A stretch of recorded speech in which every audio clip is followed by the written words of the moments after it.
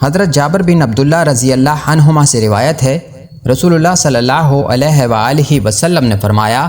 اے لوگو، اللہ سے ڈرو اور اچھے طریقے سے اعتدال کے ساتھ روزی طلب کرو، کیونکہ کوئی انسان اپنا رزق پورا کیے بغیر نہیں مرے گا،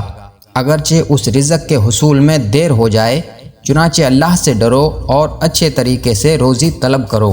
جو حلال ہے وہ لے لو اور جو حرام ہے وہ چھوڑ دو۔ حضرت اسماعیل بن عبید اپنے والد حضرت عبید بن رفاعہ رضی اللہ عنہما سے اور وہ ان کے دادا اپنے والد حضرت رفاعہ بن رافع بن مالک رضی اللہ عنہما سے روایت کرتے ہیں، انہوں نے فرمایا، ہم لوگ رسول اللہ صلی اللہ علیہ وآلہ وسلم کے ساتھ باہر گئے، لوگ صبح کے وقت خرید و فروخت میں مشغول تھے۔ آپ نے انہیں آواز دی، اے تاجروں کی جماعت۔ جب ان لوگوں نے اپنی نظریں اٹھائیں اور گردنیں لمبی کیں اور نبی صلی اللہ علیہ وآلہ وسلم کی طرف متوجہ ہو گئے تو آپ نے فرمایا، تاجر لوگ قیامت کے دن فاجر اور گناہ گار بن کر اٹھیں گے،